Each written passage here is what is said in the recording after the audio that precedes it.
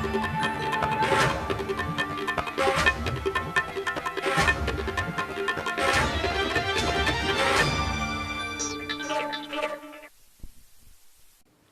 आप देख रहे हैं न्यूज इंडिया। मैं हूं आपके साथ शिवानी पांडे। 21 मार्च को जनता कर्फ्यू और उसके बाद से हुए लॉकडाउन के बाद 30 मार्च को गोरखनाथ मंदिर के कपाट आम श्रद्धालुओं के लिए बंद कर दिए गए थे। अनलॉक 1 में मिली छूट को लेकर उत्तर प्रदेश के मुख्यमंत्री और इस पीठ के पीठाधीश्वर महंत योगी आदित्यनाथ द्वारा महायोगी गुरु गोरखनाथ बाबा की आज पहली पूजा अर्चना की गई। उनके पूजा संपन्न होते ही गुरु गोरखनाथ बाबा के कपाट आम श्रद्धालुओं के लिए दर्शनों के लिए खोल दिए गए। अब श्रद्धालु गुरु गोरखनाथ बाबा का दर्शन कर सकेंगे, लेकिन उन्हें कुछ सावधानियां बरतनी होंगी। सोशल डिस्टेंसिंग का पालन करना होगा, तो वहीं दर्शन के लिए आए हुए हर एक श्रद्धालु को मास्क लगाना होगा और थर्मल स्कैनिंग से गुजरना पड़ेगा।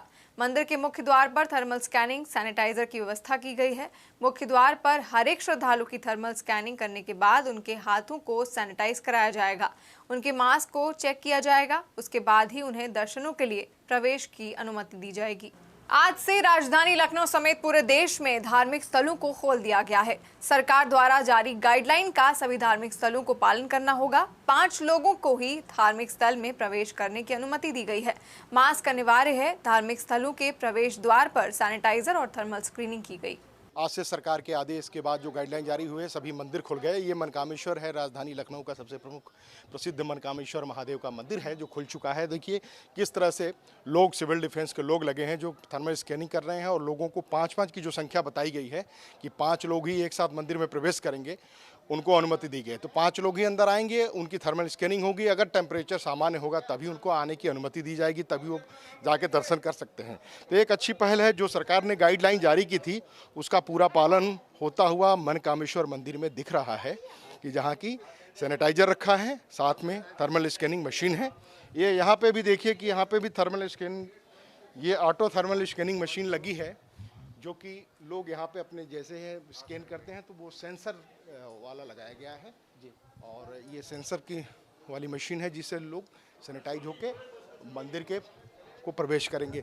ये मनकामेश्वर मंदिर है, खुला हुआ है। आज लगभग 70 दिन बाद मंदिर खुला है, और मंदिर खुलने के बाद लोग अपना दर्शन पूजन अर्चन कर रहे हैं। किसी को मूर्ति स्पर्श और ग्रंथों को छूने की नहीं है। तो देखिए किस तरह से ये जो है स्टील का गार्ड लगा दिया गया है ताकि कोई अंदर प्रवेश न कर सके। जो भी लोग जाएं वो सीधे मंदिर में दूर से ही दर्शन करके यहाँ से चले जाएं।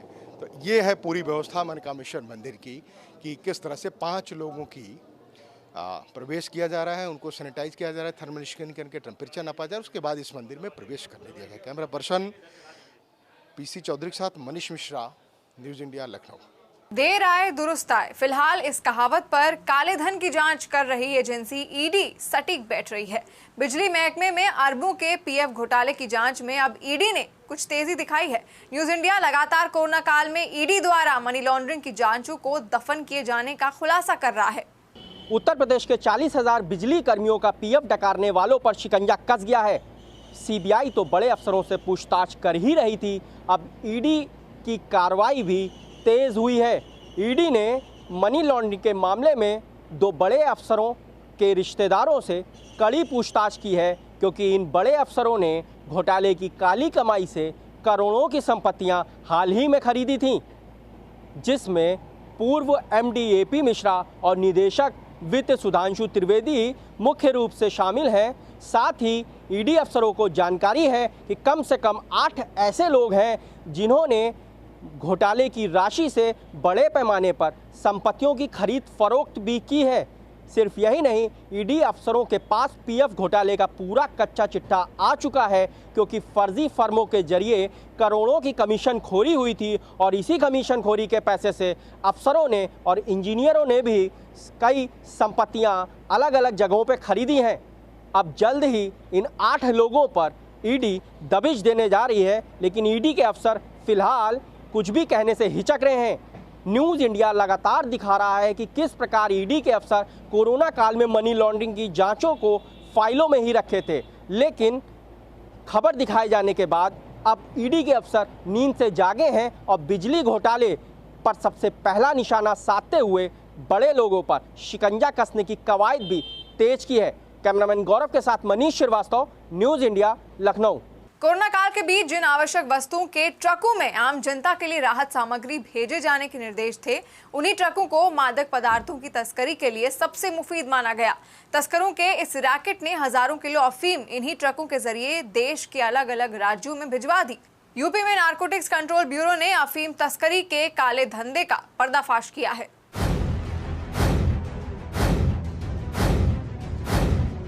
लॉकडाउन में ट्रांसपोर्ट के नजरिए से सिर्फ आवश्यक वस्तुओं से जुड़े ट्रकों को ही आवागमन की अनुमति सरकार ने जारी की थी।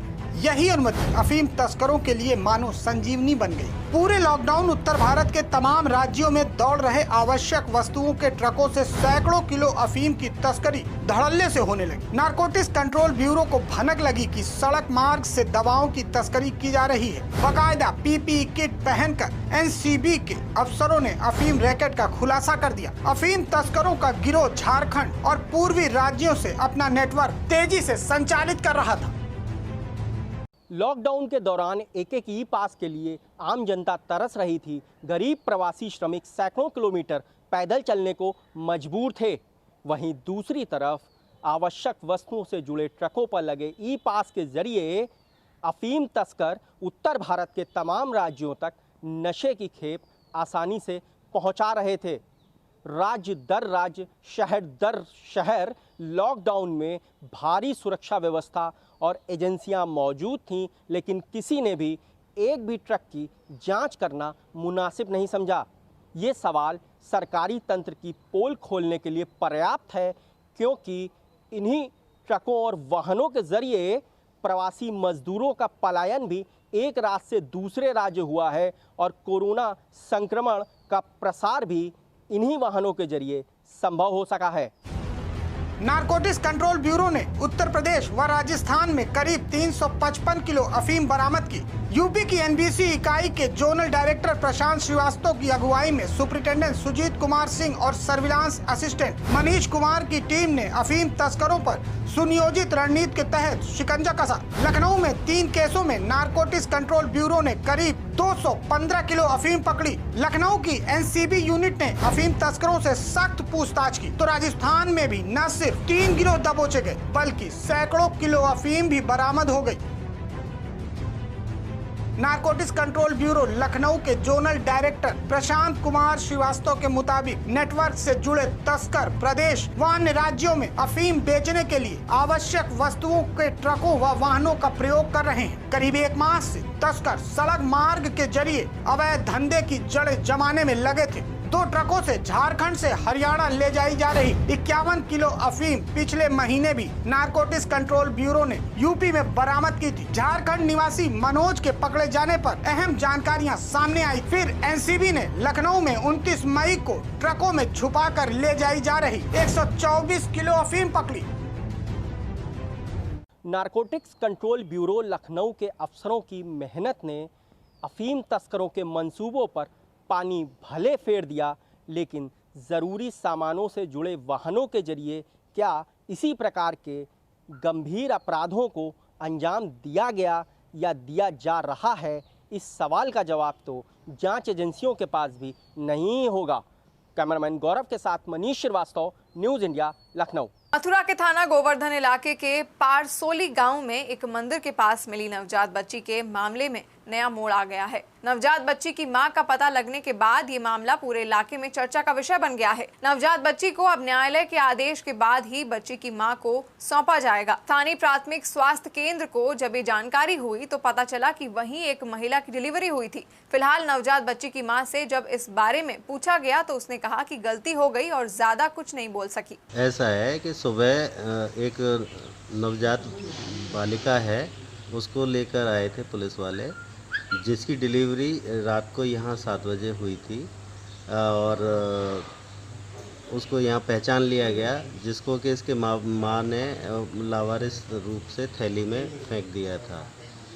अभी बच्ची का परीक्षण कर लिया गया है, वह बिल्कुल स्वस्थ है और उसको अग्रिम कार्रवाई हेतु या अभी फ़िलहाल उसको एसएनसीयू मथुरा रेफ़र करेंगे वहाँ से जो भी कार्रवाई होगी हो जाएगी। कोरोना महामारी के दौरान श्रमिकों को आत्मनिर्भर बनाने के लिए जहां सरकार पूरी तरह से प्रयासरत दिख रही है, तो वहीं केंद्रीय मंत्री स्मृति ईरानी के भी संसदीय क्षेत्र अमेठी जिले को आत्मनिर्भर अमेठी बनाने के लिए 21,000 लाभार्थियों को 150 करोड़ का ऋण वितरण का लक्ष्य बनाया गया है, जिससे श्रमिकों को इस महामारी के दौरान किसी तरह की समस्या न हो, उसका पूरी तरह ख्याल रखा जा रहा है।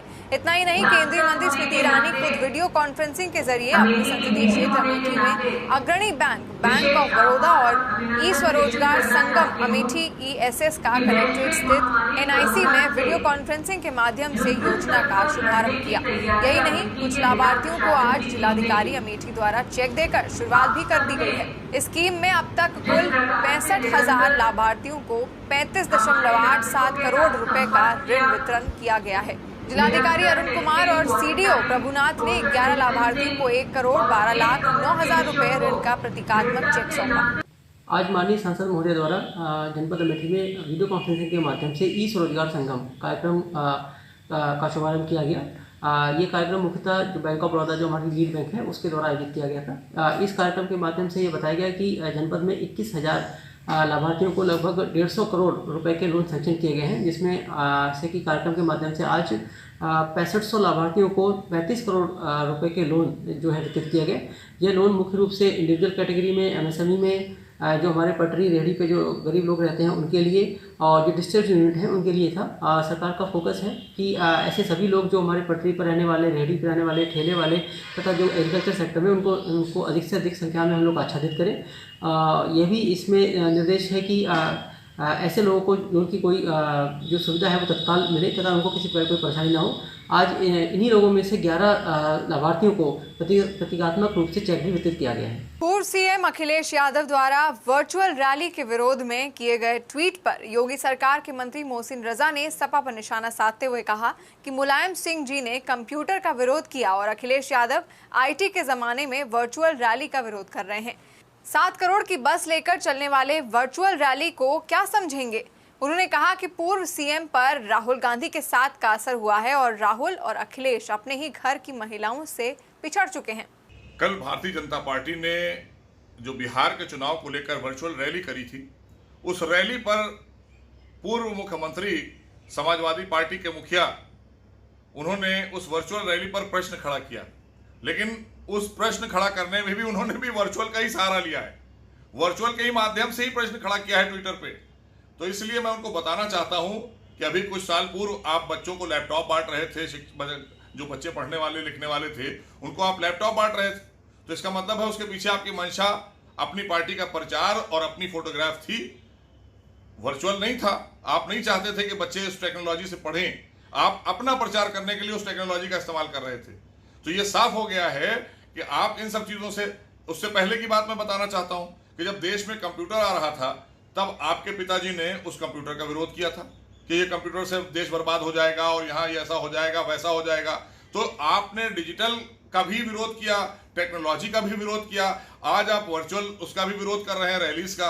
अरे भाई, इससे तो समय भी बच रहा है, धन का दुरुपयोग भी बच रहा है, क्योंकि आप तो अपनी रैली में 7 करोड़ रुपए की बस बनवा कर खड़ी किए थे अपने मुख्यमंत्री आवास के बाहर, उससे आप प्रचार करने निकले थे। वो 50 मीटर भी नहीं चली थी, पता है आपको, और उसके बाद वो वहीं खड़ी हो गई थी। लेकिन 7 करोड़ रुपया तो उत्तर प्रदेश की जनता का बर्बाद किया था ना आपने।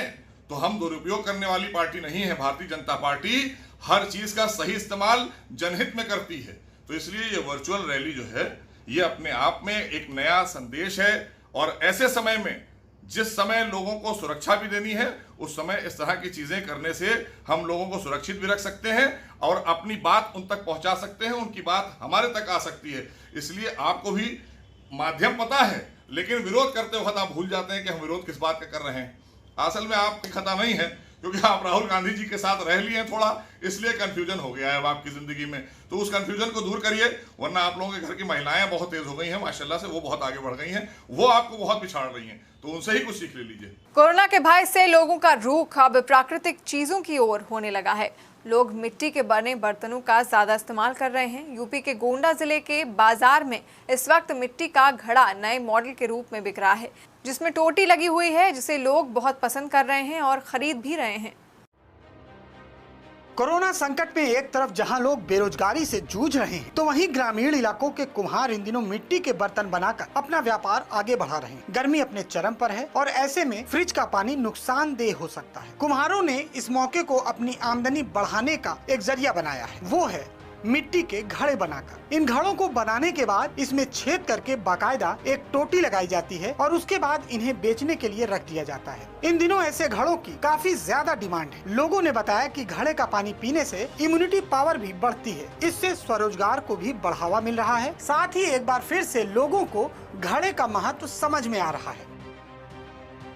इस बार कोरोना वायरस के कारण घर पे पूरी तरीके से तैयारी थी फ्रीज लेने की, लेकिन फ्रीज ना लेकर इस बार हम लोग मिट्टी का इस्तेमाल करेंगे। तो मैं मार्केट में इस समय खड़ा हूँ।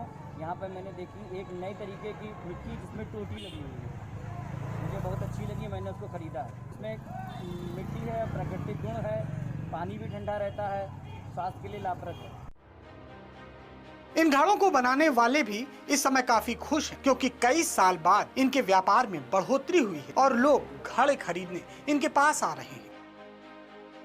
पहले मिट्टी काटना है, तो उसके बाद में मिट्टी बनाते हैं। उसके बाद में जब पक जाता है तो उसी में कीली से छेद करते हैं। छेद करने के बाद उसको हम लोग टोटी लगाते हैं। टोटी लगा के उसके बाद में पेंसिल से उसको फिट करते हैं। फिट करने के बाद में वो तैयार हो जाता है बिकने के लिए। वायरस फैला हुआ है तो आते हैं लेने लोग उसको ज़्यादा। जी बहुत से हैं, 80-90 कोई दे जाता है, कोई 100 भी दे जाता है, बस इससे ज़्यादा नहीं हो जाता। घड़ों की बढ़ती हुई बिक्री पर LBS डिग्री कॉलेज के वनस्पति विभाग की प्रोफेसर डॉक्टर रेखा शर्मा ने इसके फायदे के बारे में बताते हुए कहा कि कोरोना महामारी से बचना है तो फ्रिज के पानी से दूर रहें, घड़े के पानी का उपयोग करें, इससे इम्यूनिटी बढ़ती है। घड़ा मिट्टी का बना होता है जिसमें छोटे छोटे छिद्र होते हैं। पानी के रिसाव से वाष्पोत्सर्जन होता है जिससे घड़े का तापमान धीरे धीरे कम होता है, जो हमारे शरीर के टेम्परेचर से थोड़ा कम होता है। ऐसी स्थिति में ये पानी नुकसान नहीं करता। कोरोना से जंग वही जीतेगा जिसकी इम्यूनिटी पावर अच्छी होगी। आज अगर इस कोरोना महामारी में आपको बचना है और एक और गर्मी बढ़ती जा रही है, दूसरी ओर कोरोना का कहर भी धीरे धीरे भारतवर्ष में तेजी से पैर पसारता जा रहा है। ऐसी स्थिति में आप फ्रिज का पानी न पिए, घड़े का पानी पिए, इससे आपकी इम्यूनिटी भी बढ़ेगी। आपको मालूम होगा कि घड़ा मिट्टी का बना हुआ होता है, इसे पकाया जाता है मिट्टी को, और इसमें छोटे छोटे छिद्र होते हैं। इन छिद्रों से घड़े के अंदर रखा हुआ पानी धीरे धीरे बाहर की ओर रिसता है और उसका वाष्पोत्सर्जन होता है, जिसे इवोपरेशन भी कहते हैं। इवोपरेशन होने के कारण घड़े में रखे हुए पानी का तापमान धीरे धीरे कम होता है और हमारी बॉडी के टेम्परेचर से थोड़ा कम होता है। ऐसी स्थिति में इस पानी को जब हम पीते हैं तो हमारे लिए नुकसानदेह नहीं होता है। घड़े का पानी हमारे स्वास्थ्य को और अच्छा करता है, हमारी इम्यूनिटी को और ज़्यादा बढ़ाता है, जबकि फ्रिज में रखा हुआ पानी हमारी इम्यूनिटी को घटा देता है। कोरोना से जो जंग है इसमें वही जीतेगा जिसकी इम्यूनिटी अच्छी होगी। तो फिलहाल के लिए इतना ही, लेते हैं एक छोटा सा ब्रेक, जल्द लौटेंगे।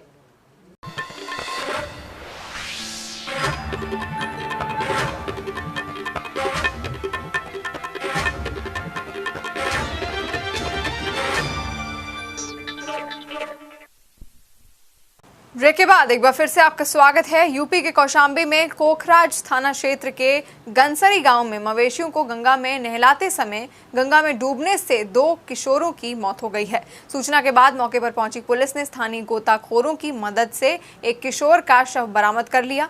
दूसरे बच्चे के शव की खोजबीन जारी है। डूबने वाले बच्चों का नाम धीरज और विनोद कुमार है। पुलिस ने धीरज के शव को कब्जे में लेकर पोस्टमार्टम के लिए भेज दिया है। थाना कोखराज के नासिरपुर गांव के 2 बच्चे भैंस को चराने गए थे और नदी में जाने पर उनके 2 बच्चों की मृत्यु हो गई है, जिसमें एक बच्चे का शव बरामद कर लिया गया है और दूसरे बच्चे के खोजबीन की जा रही है। बदायूं के बिलसी नगर के मोहल्ला संख्या 1 में एक मासूम बच्ची की पानी भरी बाल्टी में डूबकर मौत हो गई, जिससे परिवार में कोहराम मच गया।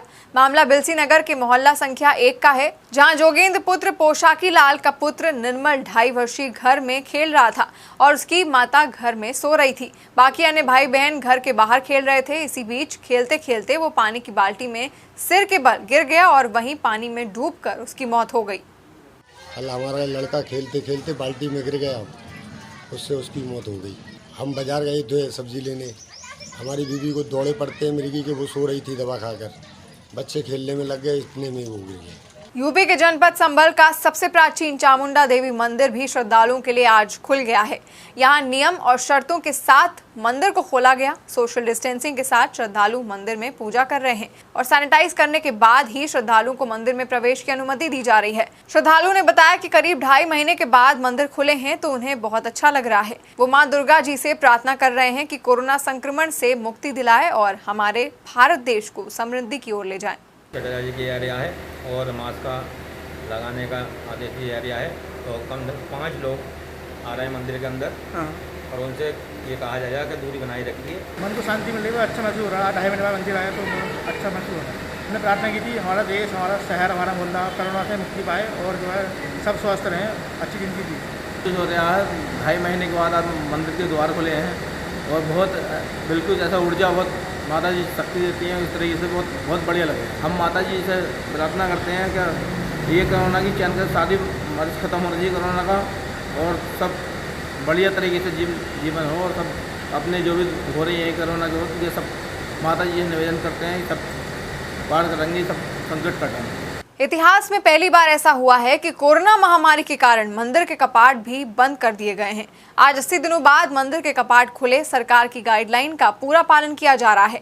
मंदिर में 5 लोगों की ही स्क्रीनिंग के बाद प्रवेश दिया जा रहा है। गर्भगृह में किसी को भी प्रवेश की अनुमति नहीं है और साथ ही साथ जलाभिषेक की भी अनुमति नहीं है। पाइप के जरिए लोग जल और दूध चढ़ा रहे हैं। स्थायी रूप से कैसी व्यवस्था होनी चाहिए, इस पर बातचीत की हमारे सहयोगी मनीष कुमार मिश्रा ने मनकामेश्वर मंदिर की महंत दिव्या गिरी से।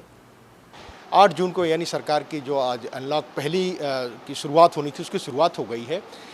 देश समेत प्रदेश के सभी मंदिर धार्मिक स्थलों को खोला गया है। राजधानी लखनऊ का सबसे प्रसिद्ध प्राचीन मंदिर मनकामेश्वर मंदिर को भी आज खोल दिया गया और जो सरकार की तरफ से गाइडलाइन जारी है कि 5 लोगों को अंदर प्रवेश किया जाएगा। गेट पे जो प्रवेश द्वार है वहाँ पे थर्मल स्कैनिंग होगी, लोग हाथ सैनिटाइज करेंगे अपना, उसके बाद जाके वो मंदिर में प्रवेश करेंगे और पूजा अर्चन करेंगे। हम बातचीत करेंगे, आज हमारे साथ हैं मनकामेश्वर मंदिर की महंत दिव्या गिरी जी। उनसे जानेंगे कि इतने दिनों बाद खुला है और सरकार की गाइडलाइन का भी पालन हो रहा है, आपने सारी व्यवस्था कर रखी है, थर्मल स्कैनिंग है, लोग सैनिटाइज होकर आ रहे हैं और जो सरकार का नियम एक बनाया गया था मानक, उसका मानक का पूरा पालन हो रहा है। जी, क्योंकि हम लोगों ने मंदिर 19 मार्च को बंद कर दिया था तो 80 दिन पूर्ण हो गए। आज 21वां दिन था और शुभ दिन भी है। जो भी निर्णय लिया गया था आज की तिथि को खोलने का, तो सौभाग्य से उस दिन आज गणेश चतुर्थी भी है, मृगशिरा नक्षत्र भी है और सोमवार भी है, तो हम लोगों के लिए शुभ था और सभी शिव भक्तों के लिए जो यहाँ से जुड़े हुए हैं उनके अंदर एक उत्साह था मंदिर को खुलने का। सरकार के द्वारा जो एडवाइजरी जारी हुई थी उस पर और जो भी उनके दिशा निर्देश थे उसके अनुरूप ही हम लोगों ने उनके मानकों को पूर्ण किया है। जैसे उन्होंने बोला कि विग्रह के दर्शन नहीं, स्पर्श नहीं हो सकते हैं, तो हम लोग ने उसका एक विकल्प बना के रखा था कि अंदर गर्भगृह में आपको नहीं जाना है। एक पाइपलाइन है जो अर्घ्य की नुमा है, आप उसमें जल जब डालेंगे तो स्वतः ही वह भोलेनाथ के पास से पहुंच जाता है। तो उससे एक जो फिजिकल डिस्टेंसिंग है वो तो मेंटेन होती ही है। एक जो अंदर गर्भगृह जाने की परिपाटी थी वो कहीं ना कहीं विराम लगी, जो अच्छी थी, जो सकारात्मक वे में उसको लेना चाहिए। और हम चूँकि इतने कभी पवित्र और स्वच्छ होते ही नहीं हैं, सुबह जब स्नान कर लेते हैं 1-2 घंटे को आप छोड़ दीजिए, उसके बाद में हम इतने पवित्र नहीं रह जाते कि ईश्वर को छू सके। तो ये मुझे लगता है ये अच्छा होगा कि ये हमेशा के लिए ऐसे मानक और रूल बन जाए। दूसरा जो सबसे जो कठिन बात यही आ रही थी कि 5 लोगों को अंदर लेना है और अन्य कैसे रहेंगे, तो हम भी एक बार सोच रहे थे कि अगर 5 को अंदर ले लिया, बाहर भीड़ हो गई तो, परंतु 5 बजे आज हम लोग ने भोर में आरती करी और 6 से 9 हम लोगों को टाइमिंग दी गई थी खोलने के लिए। तो मुझे लगता है जो आना चाह रहे होंगे वो इस टाइम में आ सकते हैं, दर्शन लाभ ले सकते हैं। और जैसे उन्होंने बोला कि थर्मल स्कैनिंग होनी चाहिए, वो हम लोग ने मुख्य द्वार पे रख रखा है। उनका टेम्परेचर हम लोग नोट डाउन कर रहे हैं, हाथ सैनिटाइज़ कर रहे हैं। और 3 से 4 दिन ज़्यादा हम लोग ने कोशिश करी मीडिया के थ्रू, फेसबुक के थ्रू, कि जो नियम है उनको कैसे वो जाने और उसके अनुसार वो आए। जिसमें हम लोग ने ये रखा था कि एक अपना बैग, थैला या झोला टाइप का अपना तैयार कर लीजिए, इसमें अपना आसनी रख लीजिए। संक्रमण से बचने के लिए हम लोग ने बड़े घंटों को हटा दिया था, क्योंकि घंटे तो फिक्स हैं, बार बार व्यक्ति आ रहे हैं तो बार बार उसको स्पर्श करेंगे तो उसको थोड़ा सा कहीं ना कहीं संक्रमण का डर था, तो हम लोग ने हटा दिए हैं। तो अगर घंटे किसी को बजानी हो और कोई समस्या नहीं हो तो अपना उस पॉकेट में रख भी सकते हैं। जैसे ही हम अन्य संस्थान होते हैं, ऑफिस होते हैं, अपने घर का कोई सामान एक तैयार रखते हैं, वैसे ही आप जब मंदिर जाएँ तो पूजन सामग्री आप अपनी खुद की रखें। बाहर का जल और जलपात्र भी ना लें, क्योंकि बहुत लोग उसको छूते हैं, बहुत लोग चढ़ाएंगे फिर वापस रहेंगे, उसको इतने अच्छे से ना ही सैनिटाइज हो सकता है, ना ही बार बार उसको धुला जा सकता है। तो अपना लोटा, जलपात, जो भी आपका सेफ वाटर हो, आप ड्रिंकिंग वाटर जो अपने घर में यूज़ करते हैं वो ला के चढ़ा सकते हैं। कोई गंगा जल भी यूज़ कर सकता है, गोमती जल भी जो यूज़ कर सकता है। वो जो आपको यूज़ करना है आप साथ में रख के लाएँ। प्रसाद पे बैन था कि प्रसाद नहीं चढ़ाना है, तो वो हम इस पर ये कहना चाहेंगे कि आप अपने आप से अपना प्रसाद ले आएँ, सूखा हो या जैसा भी, वो आप स्पर्श कराएँ, भोग लगाएँ और साथ में ही ले जाएँ। तो वह कुछ बातों को हम लोग ध्यान रखेंगे, क्योंकि 2 से ढाई महीने मेहनत करी गई है, सारे लोगों ने बहुत मेहनत करी है, तो वो जाया नहीं जाए। थोड़े से धैर्य के साथ में अगर रूल्स को मानेंगे तो हमारे लिए भी अच्छा है, समाज के लिए भी अच्छा, हमारे स्वास्थ्य के लिए भी अच्छा है। तो जैसा कि आपने कहा, सारी बातें आपने बता दी, अंतिम जो ये विकल्प आपने किया है ये वाकई में बहुत ही सुरक्षित है और ये माना जाता है कि भगवान को स्पर्श वैसे भी शास्त्रों में कि नहीं करना चाहिए। हालांकि ये कोरोना महामारी ने ये चीज़ें भी सबक सिखा दी। प्रवेश द्वार बंद रहे, आज 70 दिन बाद ये धार्मिक स्थल खुले, जैसे कि आपने सारी प्रक्रिया बताई। अब लोगों को सावधानी, लोगों को भी थोड़ा जागरूक रहना होगा। और क्या ये प्रक्रिया अपनाई गई है कि दूर से ही पाइपलाइन से हो, तो क्या ये प्रक्रिया अस्थायी होगी?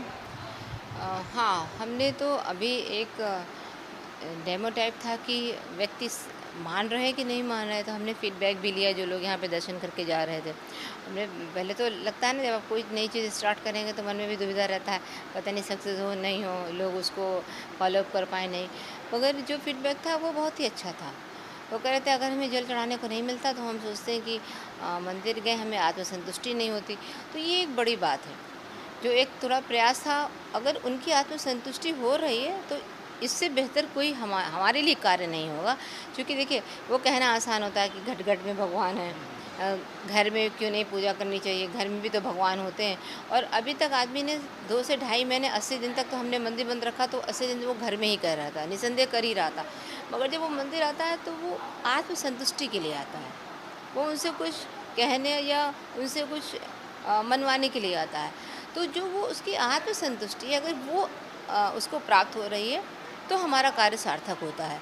अगर ये विकल्प हम ना करते और सिर्फ हम पट को भी बंद कर देते, गर्भगृह को बंद कर, क्योंकि ये मुझे इतिहास में जहाँ तक मुझे याद है या पूर्व की जो पीढ़ियों का अगर हम देखें तो कभी ऐसा नहीं हुआ होगा, ना ही मंदिर बंद करने का, और फिर मंदिर खुल भी जाए तो भी गर्भगृह में कोई नहीं जाए, तो ऐसा इतिहास नहीं रहा होगा। देखिए, दक्षिण में होता है और दक्षिण में सब अभ्यस्त हैं।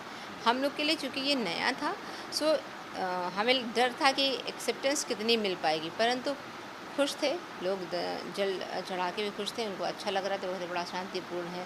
तो कभी कभी कुछ बुरा होता है बहुत कुछ अच्छा होने के लिए, तो ये हम लोगों को इस कोरोना काल में अच्छाई मिली और हम चाहेंगे कि इन मानकों के साथ में ये व्यवस्था परमानेंट रहे।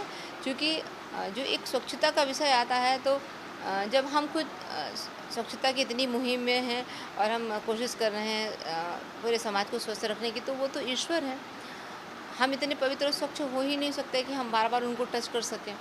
तो हमें ये मानना चाहिए और इसी को परमानेंट अपनाना चाहिए। ये थी हमारे साथ मनकामेश्वर मंदिर की महंत दिव्या गिरी जी। उनका कहना है कि कोरोना काल में जो कभी कभी बुरी चीज़ें आती हैं, बहुत अच्छाइयाँ भी सिखा जाती हैं। और ये लखनऊ, राजधानी लखनऊ का सबसे प्राचीन प्रसिद्ध मंदिर है।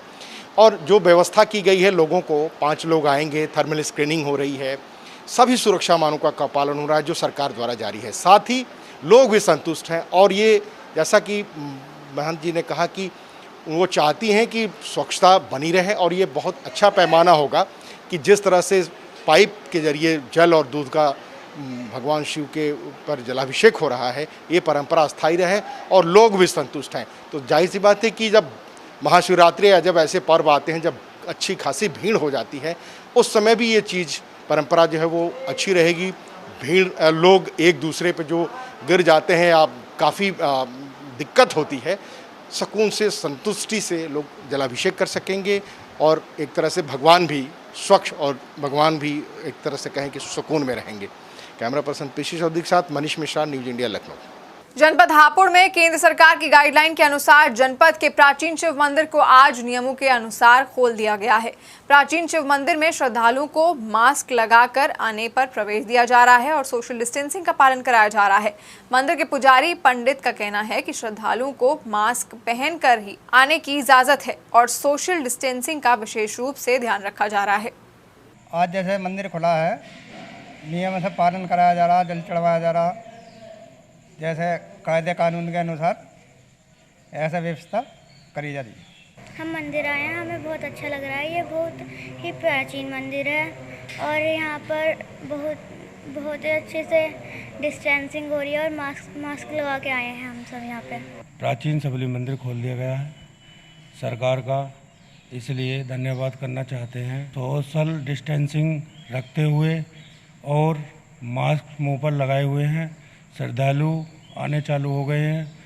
सरकार का कोटि कोटि धन्यवाद। मेरा नाम मुनेश कुमार शुक्ला है जी। मैं यहाँ पे सबली मंदिर में हापुड़ में हूँ जी, और इस समय हमारे वहाँ जो भगत लोग आ रहे हैं वो सब कृपया इसका पालन कर रहे हैं। नियमों का विशेष रूप से जो सरकार ने धर्म स्थल खोलने का वो करा है, इससे विशेष सरकार का आभार है और अच्छा लग रहा है कि भाई इतने दिन बाद दर्शन हो रहे हैं भगवान के। भगवान श्री कृष्ण की जन्मस्थली मथुरा में श्री कृष्ण स्थान के कपाट भक्तों के दर्शनों के लिए खोल दिए गए हैं। भक्तों को थर्मल स्कैनिंग एवं सैनिटाइजर के प्रयोग के बाद ही श्री कृष्ण जन्मस्थान पर प्रवेश दिया जा रहा है। वैसे तो मंदिरों की नगरी के रूप में विख्यात मथुरा नगरी में ब्रज के अन्य मंदिरों को अभी तक खोला नहीं गया है। श्री कृष्ण जन्मस्थान को भक्तों के दर्शनों के लिए खोला गया है। श्री कृष्ण जन्मस्थान ट्रस्ट द्वारा धर्मस्थलों को खोले जाने की घोषणा के बाद से ही जन्मस्थान द्वारा व्यवस्थाएं की जा रही थी। जहां एक और भक्तों के लिए मंदिर के कपाट खोले गए हैं, वहीं श्रद्धा तो दिखाई दे रही है, लेकिन कोरोना के डर के कारण अभी भक्तों का आना शुरू नहीं हो सका है। जो श्रद्धालु दर्शनों के लिए पहुंचे, उनका कहना है कि काफी दिनों बाद भगवान के दर्शन कर बहुत अच्छा लग रहा है। जी, लॉकडाउन के बाद ही आए हैं। लॉकडाउन के पहले उसके 2-3 दिन पहले आए थे दर्शन करने के लिए, उसके बाद ही आना हो रहा है। कैसा लग रहा है? बहुत ही खुशी हैं, बहुत ही उत्साहित हैं प्रभु के दर्शन के लिए। आज मथुरा में सिर्फ जन्मभूमि ही खुल रही है, जैसा मैंने अभी समाचार पत्र में पढ़ के आया हूं। मैं बांके बिहारी भी नहीं खुल रहे हैं, उनको खुलना था। मेरा तो वहीं जाने का मन था, लेकिन अभी तक शायद 30 जून तक वहां स्थगन किया गया है सरकार द्वारा। तो हम सरकार की सारी दिशा निर्देशों का पालन कर रहे हैं और जन्मभूमि के दर्शन के लिए आए हुए हैं और प्रभु से यही प्रार्थना करेंगे कि इस कोरोना रूपी राक्षस को हरे और हम सभी लोगों का जनजीवन सामान्य करें, ताकि हम फिर से उसी तरीके से अपनी ज़िंदगी को जी सकें। और ये जो राक्षस आया है, ये कहीं ना कहीं इंसान की भूलवशी आया है, इंसान की गलतियों की से ही आया है। हमने कहीं ना कहीं जीव जंतुओं, पेड़ पौधों, वनस्पति और ये सब पर्यावरण को बहुत नुकसान पहुंचाई है। हमारी ही गलती का है, हमारे ही कर्मों का फल है। भक्तों में काफ़ी समय से एक आकांक्षा थी कि भगवान के दर्शन उनको पुनः प्राप्त हों। काफ़ी समय से मंदिर बंद था, तो सरकार द्वारा जारी सभी निर्देशों का श्री कृष्ण जन्मस्थान सेवा संस्थान द्वारा पूर्णतः पालन किया जाएगा। जो भी श्रद्धालु दर्शन के लिए पधारेंगे, सर्वप्रथम उनका थर्मल स्कैनिंग की जाएगी, उसके उपरांत उनके हैंड सैनिटाइजेशन कराया जाएगा और उनको प्रॉपर चेकिंग के बाद ही मंदिर में प्रवेश दिया जाएगा। मंदिर में बैरिकेडिंग इस प्रकार लगाई गई है कि कोई भी श्रद्धालु एक दूसरे के नज़दीक ना आए, साथ ही पूजाचार और श्री विग्रह से भी पर्याप्त दूरी बनी रहे। तो पूरा संस्थान का प्रयास होगा कि श्रद्धालुओं को कम से कम असुविधा तो हो ही, साथ ही सुरक्षा का भी उनका पूरा हम ध्यान रख पाएँ। वैश्विक महामारी के बीच देश भर में अनलॉक 1 लागू है, जिसमें सभी धार्मिक स्थलों को खोलने के लिए एडवाइजरी जारी की जा चुकी है। इसी कड़ी में संगम नगरी प्रयागराज के विभिन्न धार्मिक स्थलों को 8 जून से खोलने की तैयारियों को लेकर प्रशासन ने सभी धार्मिक स्थलों के जिम्मेदारों के साथ संगम सभागार में बैठक की। बैठक में सभी धार्मिक स्थलों के जिम्मेदारों को सरकार द्वारा जारी एडवाइजरी का पालन कराने के लिए कहा गया है। संगम स्थित बड़े हनुमान मंदिर के पुजारी महंत आनंद गिरी ने प्रशासन को आश्वस्त किया है कि हम सब इस वैश्विक महामारी से लड़ाई में प्रशासन के साथ हैं। उन्होंने कहा कि अगर नियमों का पालन कराने में हमें दिक्कत आई तो हम दोबारा मंदिरों को बंद रखने के लिए विचार कर सकते हैं। उन्होंने कहा कि जान है तो जहान है, ऐसे में सभी की सुरक्षा और बचाव बेहद जरूरी है।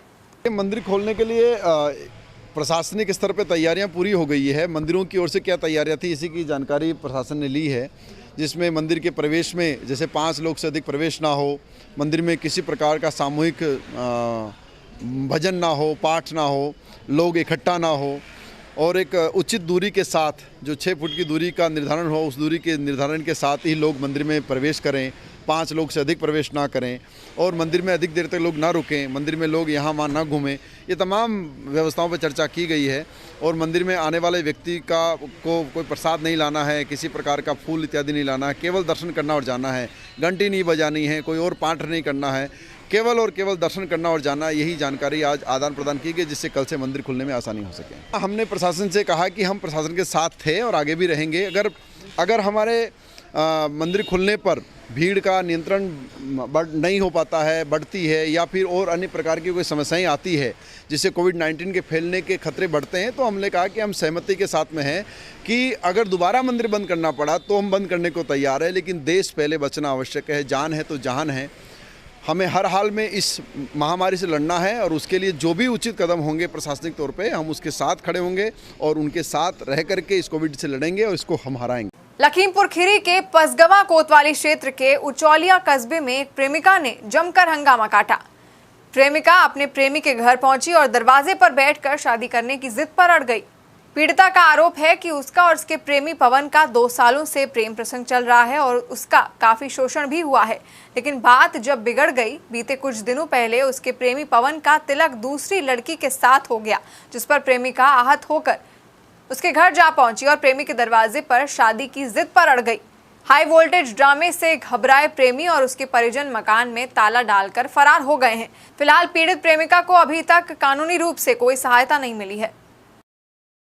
तो फिलहाल के लिए इतना ही। देश और दुनिया की ऐसी तमाम खबरों के लिए आप देखते रहिए न्यूज़ इंडिया। नमस्कार।